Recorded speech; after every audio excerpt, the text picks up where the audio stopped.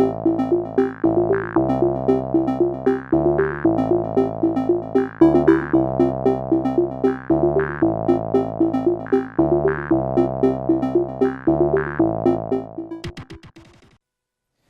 pessoal, esse é o programa Painel da Cidadania. Nosso programa tem como objetivo contribuir para a formação da cultura cidadã. Estamos aqui num projeto que é um debate entre todos os candidatos que registraram candidatura no TRE aqui do Distrito Federal. Convidamos todos os 11 candidatos, porém 11 confirmaram presença e estão aqui. Dos 11 candidatos que confirmaram presença, apenas 2 disseram que não poderia vir. O governador Hollenberg avisou, tanto ele como a assessoria, e o deputado Rogério Rosso avisou para a gente que também não poderia vir. Os outros candidatos, nenhum falou nada até o momento e não compareceram. O debate tem como objetivo promover a todos vocês de casa, a você, eleitor, que conheçam um pouco melhor sobre cada candidato, sobre cada projeto, sobre cada proposta. E com isso a televisão visa e também objetiva contribuir para que o cidadão fique mais informado cada vez mais e possa escolher as pessoas que farão parte do governo e irão governar essa cidade pelos próximos 4 anos.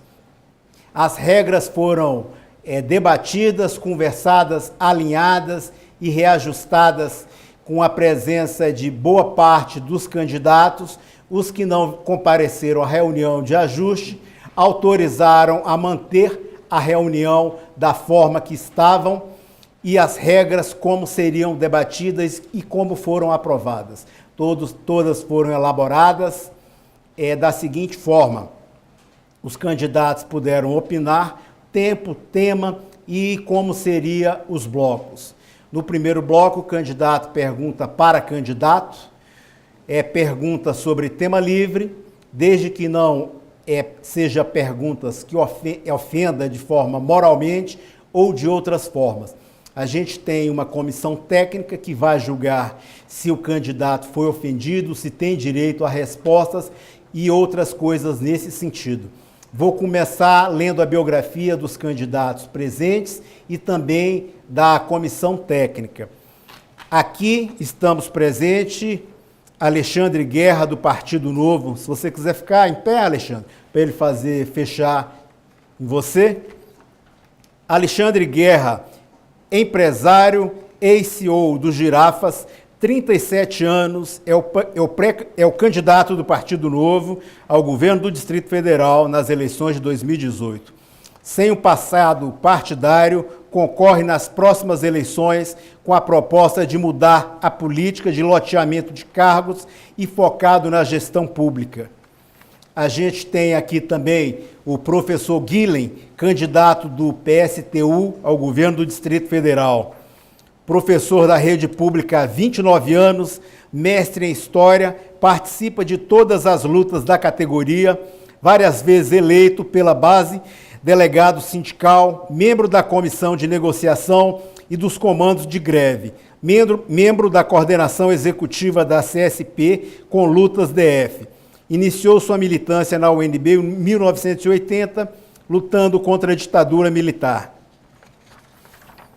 Temos aqui Júlio Miragaia, 60 anos, economista, doutor em desenvolvimento econômico sustentável, vice-presidente da Associação dos Economistas da América Latina e Caribe, foi presidente da Codeplan, membro da Coordenação do Diálogo e Ação, petista no DF, DAP, e foi delegado ao Congresso do PT em 2017, participando da chapa unitária como um dos delegados da tese Unidade pela Reconstrução do PT.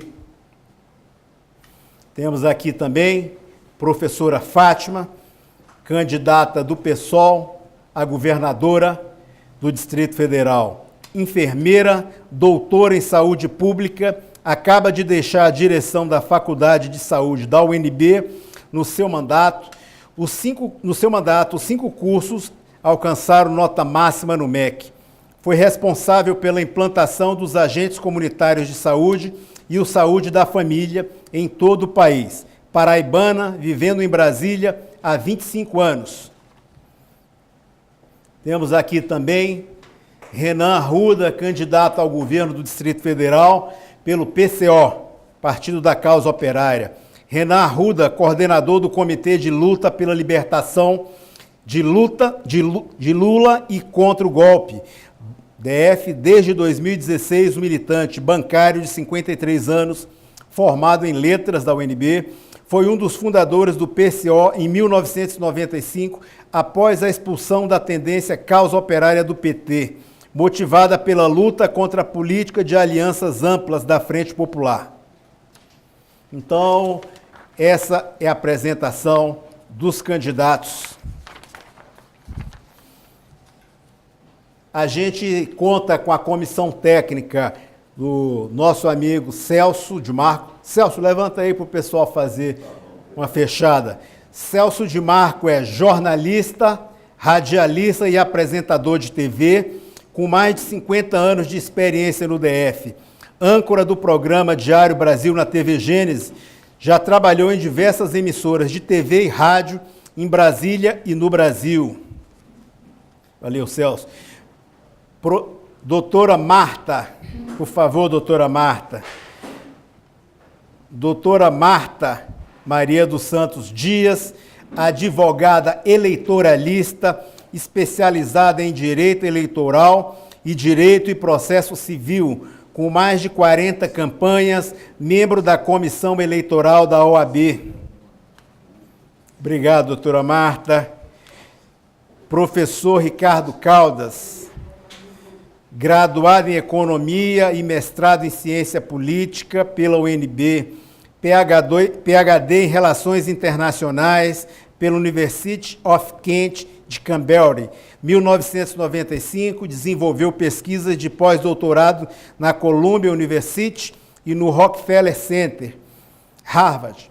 Em 1997, na Universidade de São Paulo, interesse nas áreas de políticas públicas, integração regional, acordos regionais e política cultural. Atualmente é professor adjunto 4 da Universidade de Brasília, lotado no Instituto de Ciência Política, foi diretor do CEAM, Centro de Estudos Avançados Multidisciplinares da Universidade de Brasília.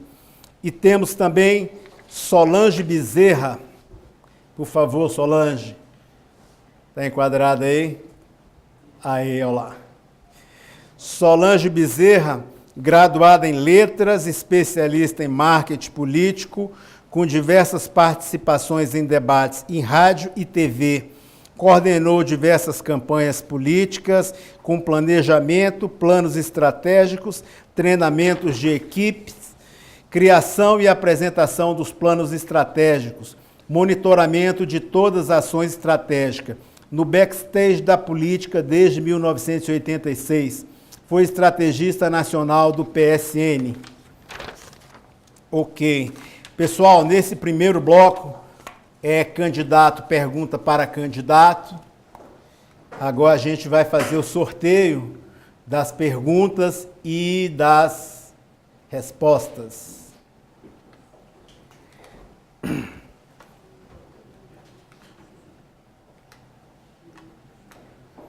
Lembrando a todos que têm especificamente, prestem atenção. Obrigado. Uhum.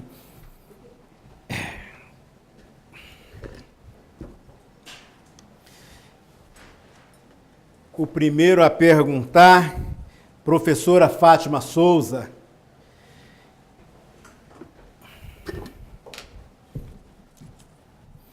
A senhora pergunta para o candidato Renan Arruda.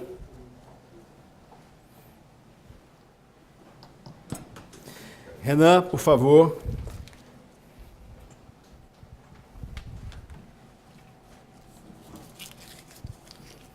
Sim?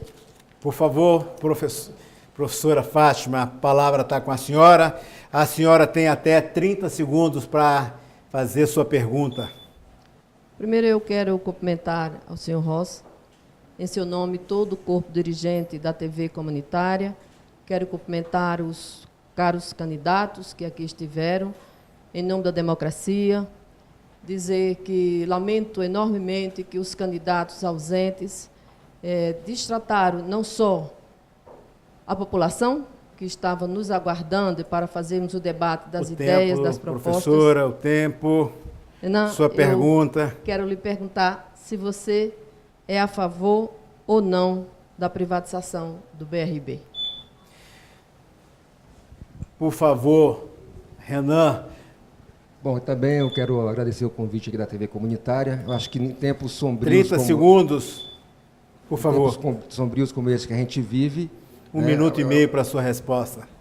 Em tempos sombrios como esse que a gente vive aí, esse espaço é um espaço que abre uma oportunidade para a gente estar debatendo.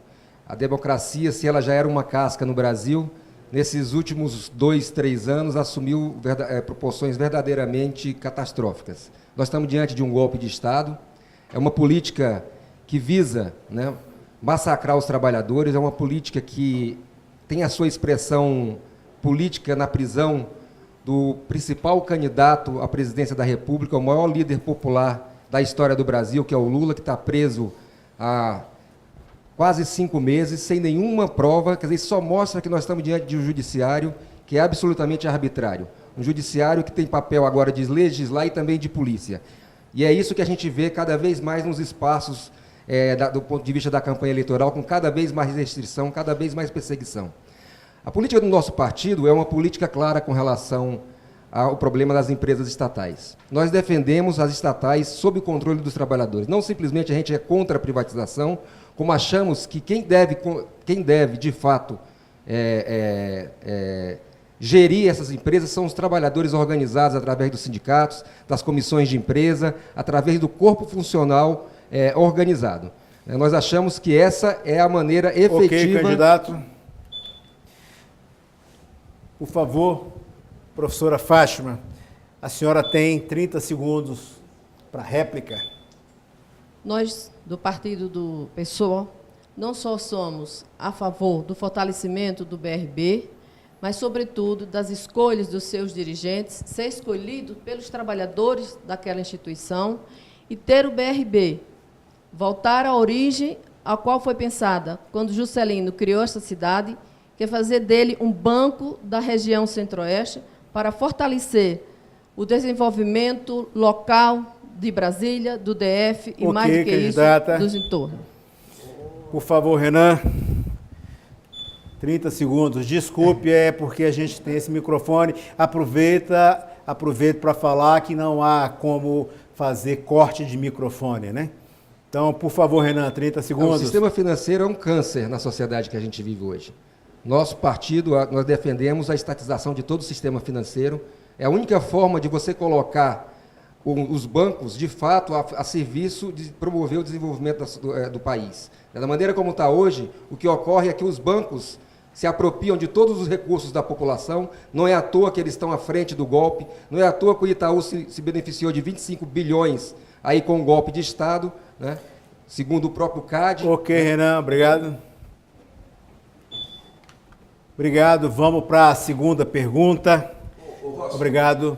Permita uma sugestão? Sim. Aqui no ambiente democrático, na medida que 6 candidatos se ausentaram, não podemos pactuar aqui que a gente possa ter um tempinho maior para formular pergunta, e eventualmente na réplica e na tréplica. Perfeito, então, vai ter tempo disponível. antes a proposta era que fosse 1 minuto pergunta, 2 minutos respostas, 1 minuto réplica, 1 minuto tréplica. Isso dá um bloco de 25 segundos, 25 minutos, desculpe. Se todos concordarem... Ficaria complicado mesmo. Perfeito. Aham. Complicado? Então, se Renan e professora Fátima concordarem, na próxima pergunta aumenta 1 minuto para cada um.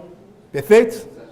Então, tá certo. Ela não terminou, deixa eu terminar o raciocínio. Isso, exatamente. Aham.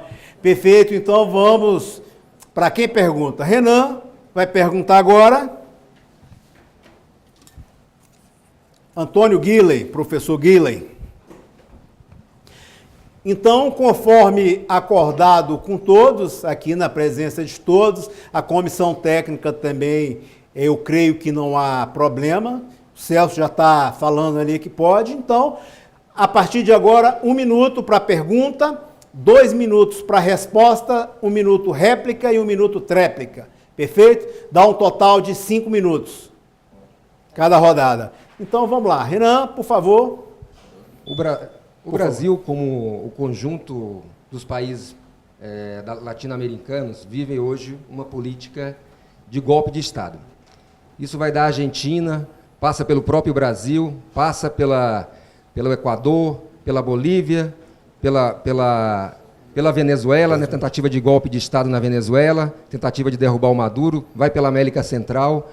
Eu pergunto para o Guilhem, por que o PSTU, diante de toda essa política de ataque que visa massacrar os trabalhadores, por que o PSTU fez uma frente única com a direita e defendeu aqui, no caso do Brasil, a deposição da presidenta Dilma com a política do Fora Todos? Inclusive, essa política foi até copiada, né, por setores da extrema-direita em São Paulo, que reproduziam cartaz deles só mudando a cor.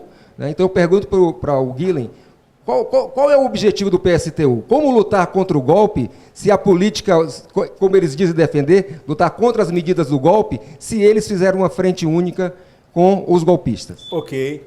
Professor Guilhem, o senhor tem 2 minutos para a resposta. Boa noite a todos, boa noite, Rossi. Eu também faço uma saudação a essa iniciativa da TV comunitária, né, abrindo um espaço democrático para todos os candidatos. Bom, na nossa avaliação é o seguinte, nós acreditamos que no Brasil existiu um envolvimento muito grande do Partido dos Trabalhadores, em todos os seus governos, com as grandes empresas, com as grandes empreiteiras. Isso foi revelado fartamente. Né, envolveu a alta cúpula do Partido dos Trabalhadores, que levou, inclusive, a vários dirigentes fazerem as relações premiadas e serem presos. Então, nós, da esquerda, diante de qualquer governo burguês, e nós avaliamos isso, não abandonamos a luta contra a corrupção, seja de qual governo vier. Nós avaliamos que a corrupção faz parte do sistema capitalista. O sistema capitalista funciona fundamentalmente através da corrupção. Ou seja, não é à toa que no Brasil as eleições, os partidos políticos são financiados pelas grandes empresas. Então, nós levantamos bem alta a palavra de ordem nossa. Confisco e prisão prisão e confisco dos bens de todos os políticos envolvidos na corrupção e dos empresários também. Nós somos aquela esquerda que não dobrou a cabeça para o Partido dos Trabalhadores, que abriu mão de governar para os trabalhadores e se aliou com o grande empresariado. Nós achamos que o PCO comete um erro muito claro, ou seja, é simplesmente defender o lulismo, que por essência tem uma política de colaboração de classes. Veja só o que o Lula fez, o que a Dilma fez. Deu 0,5% para o Bolsa Família e 45% do orçamento da União para pagar juros e serviço da dívida pública para os banqueiros. O PCO deveria, ao invés de ficar criticando o PSTU, fazer uma crítica séria a esses que fazem um governo para os ricos. Ok. 2 minutos certinho, professor Guilhem. Muito obrigado. Bom, então nós estamos aqui, você deixou claro que você apoia a Operação Lava Jato. Nós temos o Moro aí, aquele Mussolini de Marigá, que está promovendo uma verdadeira caça às bruxas à esquerda, que tem algum tipo de validade, aquelas torturas psicológicas que estão sendo feitas nas masmorras lá de Curitiba, né, onde a palavra de pessoas são o motivo para você colocar outra na cadeia. Então você também é a favor que o Lula, que está aí 5 meses preso na cadeia, ele de fato é culpado. É essa política que cega vocês do ponto de vista de vocês verem que o PT está preso justamente porque o Lula está preso, porque justamente o Lula é a expressão maior da luta de classes que tem hoje no país. Porque o Lula, do ponto de vista do apoio popular, é a derrota do golpe, não do ponto de vista eleitoral simplesmente, mas do ponto de vista da perspectiva de uma mobilização dos trabalhadores. É por isso que o PCO apoia o Lula. Nós não apoiamos o programa do PT, não apoiamos o programa do Lula. Nós apoiamos o Lula com o nosso programa, um programa pela luta por um governo dos trabalhadores. É nessa perspectiva que a gente apoia a candidatura do Lula. Professor Guilhem. É muita cara de pau vir aqui afirmar que um presidente da República que nomeia os diretores da Petrobras não sabia de nada. É uma cara de pau total. né? Na verdade, o PSOL deveria ter vergonha do que está fazendo, porque está deixando na mão da direita a luta contra a corrupção. A esquerda não pode abandonar essa bandeira. É como eu disse, o capitalismo está intrinsecamente ligado à corrupção. Não existe capitalismo sem a corrupção. Portanto, o PSOL faz um desserviço à classe trabalhadora, porque defender o Lula não é defender o seu programa? Como assim? A essência do lulismo e do PT é a colaboração de classes. É trair os trabalhadores, aplicando reformas neoliberais, não fez a reforma agrária, não reduziu a jornada de trabalho, se aliou com o alto empresariado, tá certo? E Lula encabeça isso. A essência do lulismo é a colaboração de classe. É enganar os trabalhadores e governar de fato com o alto empresariado. Ok. Obrigado, professor Guilherme. Renan, sua tréplica. Ou seja, o golpe está justificado, né? Então, ou seja, é que nem aqui no Brasil, em 64 nós tivemos um golpe militar, mas o governo João Goulart também não era um governo dos trabalhadores, atacava os trabalhadores, então justificou que tivéssemos um golpe militar no Brasil. Essa é a política. O problema é assim, não se trata de você ter uma, não se trata de que sem dúvida nenhuma, tem uma política de divergência entre os setores do PT com a burguesia tirou de mão o governo do PT, derrubou o governo do PT para implementar uma série de reformas no país que visam esmagar a classe trabalhadora, mas como foi o governo do PT que governou antes, a gente tem que fechar os olhos e fazer coro com a burguesia. A gente tem que fechar os olhos e dizer que o Sérgio Moro e o imperialismo é que estão que tem a capacidade hoje de dizer o que é corrupção que não é no Brasil. Na verdade, a corrupção é um pretexto para o golpe de Estado. Isso acontece em todo momento da história do país, do mundo todo, de uma maneira geral. A corrupção é sempre o carro-chefe para justificar uma política de golpe de Estado. Obrigado. Pessoal, eu agradeço os dois. Vamos para a próxima pergunta e vamos debater o Distrito Federal também, né? Vamos forçar aqui no Distrito Federal. Então, vamos lá. Tema livre. Quem pergunta? Júlio Miragaia. Aí. Seria Júlio Miragaia também. Então, escolhe outra. Pode ser. Professora Fátima Souza. 1 minuto para a sua pergunta. Professora Fátima, a senhora tem 2 minutos para a resposta, 1 minuto para a réplica e 1 minuto para a tréplica. Eu quero inicialmente aqui cumprimentar a iniciativa da TV Comunitária, o Rossi, o Beto Almeida, e desejar que a gente possa fazer aqui um bom debate de propostas para o DF. Fátima, o Distrito Federal tem 320 mil desempregados. Se nós considerarmos a área metropolitana, com mais 160 mil, são 480 mil desempregados aqui na toda a região metropolitana, quase 500 mil. Dos que estão empregados, praticamente metade está na informalidade, como autônomo, como assalariado sem carteira, emprego doméstico, informal. Qual é a proposta que vocês têm para desenvolver o Distrito Federal e gerar emprego para a nossa população? Ok. Professora Fátima, 2 minutos para a resposta. Candidato Júlio, no nosso capítulo do nosso programa de governo, cujo título se chama A Economia a Serviço da Sociedade, nós temos 2 grandes eixos que vamos fomentar o emprego no Distrito Federal. Primeiro, um plano de investimento público, onde nós vamos recuperar as creches, as escolas.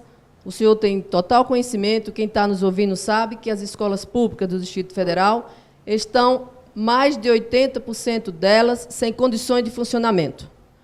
Para além das unidades básicas de saúde, os hospitais, todos eles precisando de reforma. Nós temos uma dívida com o saneamento básico dessa cidade. Se o senhor visita o Sol Nascente, o Pôr do Sol, cidades que estão lá, localidades no São Sebastião, nós estamos vendo que não tem saneamento básico, não tem nada de infraestrutura. Então, esse primeiro eixo, nós vamos fazer frente de trabalho para gerar emprego, para que a população possa ter renda, possa consumir e possa ativar a economia. No segundo eixo, nós vamos ativar a economia a partir da indústria do conhecimento. E a indústria do conhecimento, eu estou falando que nós vamos investir maciçamente nas tecnologias que estão à nossa disposição, para que os jovens também possam ser bem formados, possam se inserir rapidamente no mercado de trabalho e possam, mais do que isso, novamente, entrar nesse ciclo virtuoso do desenvolvimento da nossa economia local. Vamos fazer um diagnóstico, Júlio, das 31 regiões administrativas, para que possamos ver o potencial que essas cidades têm, para que a gente possa ofertar um emprego lá, para que as pessoas não venham a Brasília, para que as pessoas não venham para o centro da cidade, com as dificuldades que nós sabemos que tem de transporte, com a dificuldade que nós sabemos de oferta e de proteção das áreas típicas, né, vamos dizer, de proteção do Estado. Ok, professora. Ele não deixou concluir o raciocínio. A senhora conclui. Por favor, Júlio. Perfeito. Nós temos no nosso programa o entendimento de que Brasília precisa atacar em duas frentes. A primeira é o necessário fortalecimento do setor público. Brasília depende muito do setor público e essa política de Estado mínimo, ela extrai a capacidade de Brasília efetivamente se desenvolver. Corte de investimentos, corte dos gastos, corte nos salários, redução do quadro de funcionários, isso tem sido muito ruim. O funcionalismo já representou os 58% da massa salarial aqui no Distrito Federal, caiu para 53%. Então, a gente defende a necessidade de fortalecimento do setor público. Paralelamente a isso, é importante também diversificarmos nossa estrutura produtiva, né? Nós temos possibilidades aqui de desenvolver o setor industrial, evidentemente que a indústria limpa, né? Não vamos botar aqui siderúrgica, né? Nada dessa natureza, até porque não caberia. Mas também precisamos ter outras atividades produtivas para complementar a nossa vocação para o setor público. Professora Fátima, no outro bloco a senhora ficou com 1 minuto. Se a senhora quiser usá-lo agora, a senhora tem 2 minutos. Muito obrigada.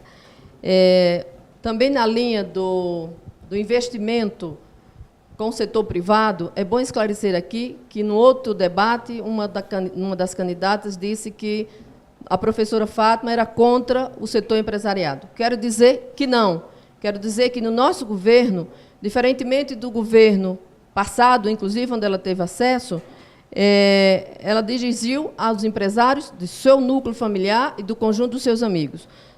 Nosso governo, nós vamos sentar de forma democrática, transparente, participativa, com todo o setor produtivo dessa cidade, de forma respeitosa, para que eles possam nos ajudar a gerar emprego, para que eles compreendam que é importante que as pessoas tenham capacidade de consumo e que isso gera riqueza para o Estado e a devolutiva desses bens, né, dessa riqueza, para que a gente possa cumprir o real dever de um Estado e de um governo verdadeiramente democrático, que é proteger sua população, traduzida em educação, saúde, moradia, segurança pública, cultura, esporte, lazer. Então, todos os governos aos quais eles participaram são devedores da geração de emprego e renda. São eles, inclusive, os causadores dessa situação em que os jovens e as crianças se encontram sem sequer condições de concorrer ao mercado de trabalho. Então, outro vetor de desenvolvimento nosso que vamos investir é a questão da cultura, do turismo, do esporte, do lazer e da educação. Sem educação, não há possibilidade de investimento e geração de emprego e renda, Júlio. Você sabe disso melhor que eu, como bom economista que o é. E que é importante que a gente prepare a força de trabalho para o mercado. E essa força de trabalho para o mercado nós não podemos fazer sozinho enquanto aparelho de Estado, enquanto governo. Nós temos que sentar à mesa de forma transparente, democrática, livre com o empresariado, para que a gente possa, de fato, assegurar emprego e renda para a nossa população. Professor. Obrigado, candidatos. Foi concedido 1 minuto a mais para a professora Fátima, porque a gente mudou as regras com relação ao tempo, e ela já tinha feito pergunta e resposta para o Renan, e ambos fizeram apenas com 30 segundos a pergunta e 30 segundos a réplica e 30 segundos a tréplica. Vamos agora para a terceira pergunta, quarta. Alexandre Guerra pergunta... Deu Alexandre Guerra, Júlio Miragaia.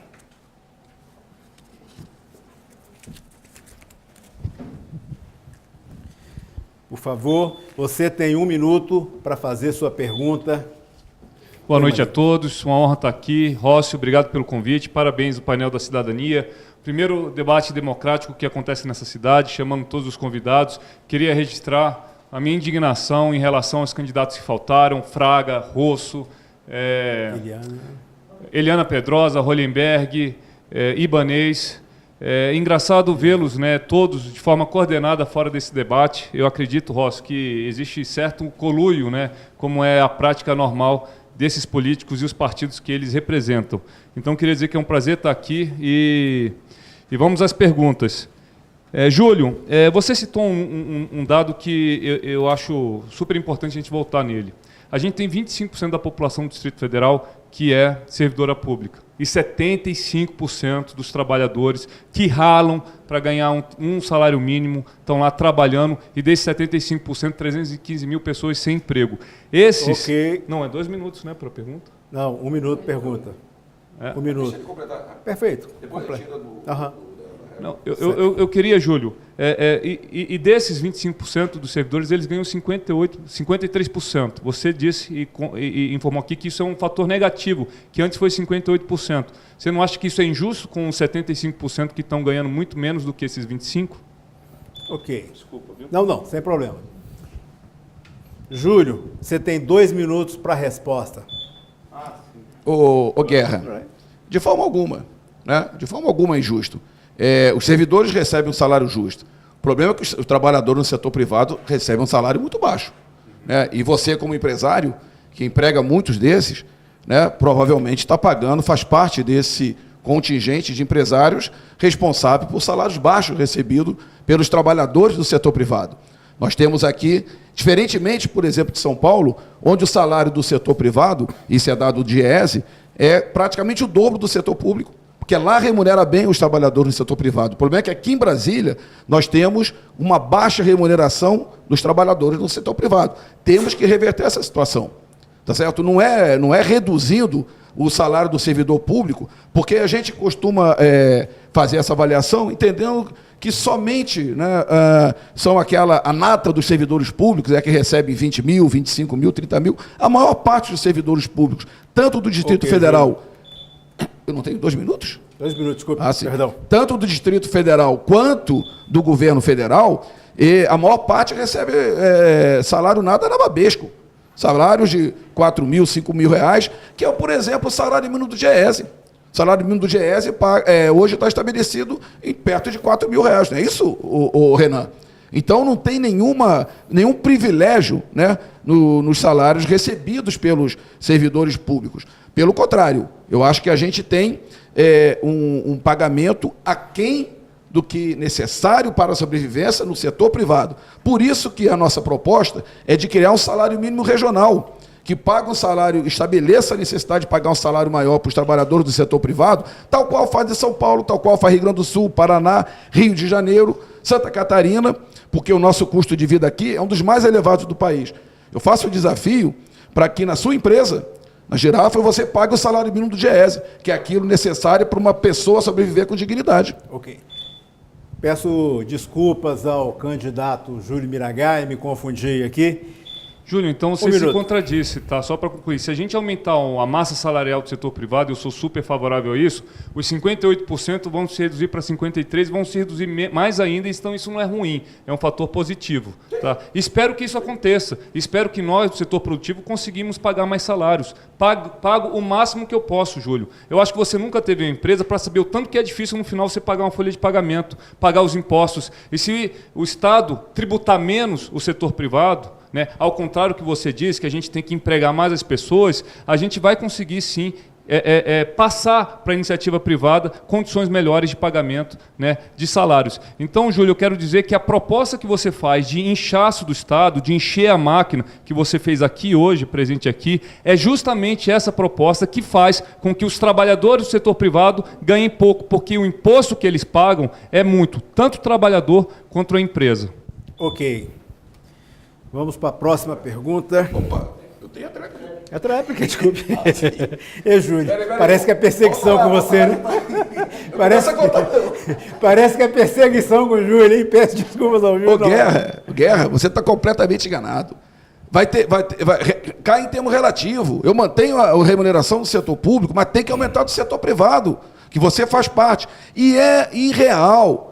É falácia essa coisa de que os impostos que atrapalham. A gente acha que tem que reduzir imposto, porque quem paga imposto é indireto aqui no Brasil. Quem paga imposto é o trabalhador, não é o empresário. É o ICMS, é o ISS, é tudo repassado para o consumidor. São dados aí da Receita Federal. O que tem que fazer é cobrar imposto sobre a lucratividade pessoa física. Esse é o grande problema no Brasil. Isso não é feito. É cobrado imposto sobre a pessoa jurídica.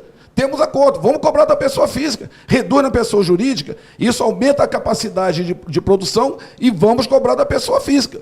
É isso que tem que mudar o modelo tributário no Brasil, que fez, como foi citado aqui, o Itaú ter um lucro de 25 bilhões e os 3 donos do Itaú poderem botar 10 bilhões direto no bolso sem pagar um tostão de imposto de renda. Ok, obrigado. Vamos para a próxima pergunta. Obrigado, gente. Peço desculpas novamente ao Júlio por ter me equivocado com relação ao tempo. Vamos lá. Professor Guilhem pergunta para Alexandre Guerra.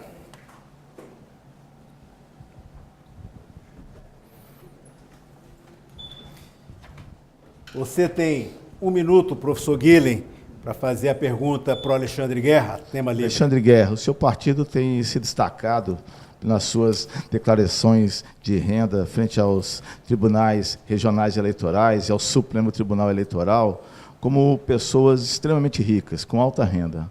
A pergunta para você é o seguinte: seu partido defende que todas as empresas devem ser privatizadas, pelo menos as mais importantes. Como que um trabalhador desempregado, um trabalhador que recebe baixíssimos salários, vai ter acesso à saúde, à educação, se todas essas empresas forem privatizadas? E, além disso, considerando que os trabalhadores não têm uma renda de poupança, caso as empresas sejam privatizadas, quem vai adquirir essas empresas? Por favor, Alexandre, 2 minutos para a resposta. Bom, eu tenho muito orgulho, né, do patrimônio conquistado por alguns correligionários nossos. É uma honra a gente ter pessoas que, com muito suor na iniciativa privada, conquistou patrimônio, que conquistou riqueza. Para todo o dinheiro ganho, né, no setor produtivo, no setor privado, existem muito mais pagos em impostos, muito mais retorno para a sociedade. Quem produz é quem produz riqueza, e não quem consome. Essa é a diferença um pouco de pensamento entre ideologias, né, como a nossa. Agora, eu quero dizer o seguinte: muito da saúde, da educação e da segurança pública não funciona justamente porque existem empresas estatais e deficitárias. Existe uma inversão de valores aqui no seu pensamento, Guilherme. Eu acho que a privatização, a concessão de algumas empresas privadas são importantes justamente para o Estado garantir para o cidadão o que ele precisa e o que é essencial para ele, que é segurança, saúde e educação. Por exemplo, a gente tem um metrô aqui do Distrito Federal que Renan, privatizado para o sindicato. Ele é dominado, né, por grupos, né, de trabalhadores e sindicalistas que fazem com que a máquina seja ineficiente. Isso gera, Guilherme, 250 milhões de reais de prejuízo para o governo do Distrito Federal. Esses 250 milhões de reais poderia estar indo para a saúde, poderia estar indo para a educação, poderia estar indo para a segurança pública. Então, nós, do Partido Novo, a gente acredita que o Estado tem que ser concentrado no que as pessoas precisam. E para que seja concentrado e que faça isso com eficiência, que sobre dinheiro, porque recursos limitados, algo que também vocês desconhecem o conceito, a gente precisa deixar de fazer outras coisas que não fazem diferença para a vida da população. Por exemplo, como gerenciar um metrô que gera 250 milhões de prejuízo por ano e que custa para a população R$5 a passagem. Obrigado. Guilherme, 1 minuto, professor. Então, veja bem, é verdade, né? Quem produz toda a riqueza são os trabalhadores, não é empresário que produz riqueza, não. Quem produz tudo é a classe trabalhadora. E, infelizmente, no nosso sistema, essa riqueza está cada vez mais ficando concentrada na mão de um punhado de capitalistas. O Brasil, por exemplo, ele tem 6 bilionários, detém a mesma renda que 100 milhões de trabalhadores que ralam, acordam cedo, trabalham pra caramba. Isso é um exemplo de uma das maiores desigualdades sociais do mundo. Essa sua ideia, ela é muito velha, de nada, não tem novo, de novo, não existe absolutamente nada. É a velha ideia neoliberal de tirar do trabalhador e dar para os ricos. Porque basta uma pergunta simples: como é que a população vai ter acesso à água, à energia elétrica, à saúde, à educação, se tudo for uma mercadoria? Ou seja, o povo vai ter que morrer na mão dos empresários, pagando o custo que eles quiserem por esses produtos básicos. Ok. Alexandre, 1 minuto. Bom, queria dizer que, assim, política velha não é bem a minha linha de pensamento, talvez seja do senhor, mas vocês têm uma mania de colocar sempre empresa e empresário em lados opostos, né? Eu sou empresário, construí a minha vida com muito suor, com muita luta, né? E gerando emprego. Tenho muitas pessoas que trabalham para mim que adoram e que têm orgulho de trabalhar para uma empresa como Girafas. Não existe lados opostos, não existe empregados sem empresas. Se não houver empresas no nosso Brasil, não existem empregos. E essas ideologias que vocês estão colocando aqui agora nesse debate vão levar o país para destino como Venezuela, como Cuba. E vocês se dizem a favor do empregado, e certamente a massa trabalhadora que, quando mora e reside num país em que é implantado ideologias como essas que vocês defendem, que já foram ultrapassadas há muito tempo, fogem, enfrentam oceanos, né, para tentar fugir dessa cidade, como nós temos recebido diversos refugiados da Venezuela. Obrigado. Acho que não, eu respondi. Não, ele acabou. Você fez a pergunta, Eu respondi. ele respondeu, você fez a réplica, ele fez a tréplica agora. Acabou. Não, você fez a pergunta, ele respondeu, você fez a réplica. E ele fez a tréplica agora. Ei, pessoal, a gente vai chegando ao fim do primeiro bloco. É da forma que a gente conseguiu fazer, alguns equívocos, por falta de recursos na TV comunitária. A gente não é como as TVs comerciais, que tem equipe de produção para aqui, equipe de edição para acolá.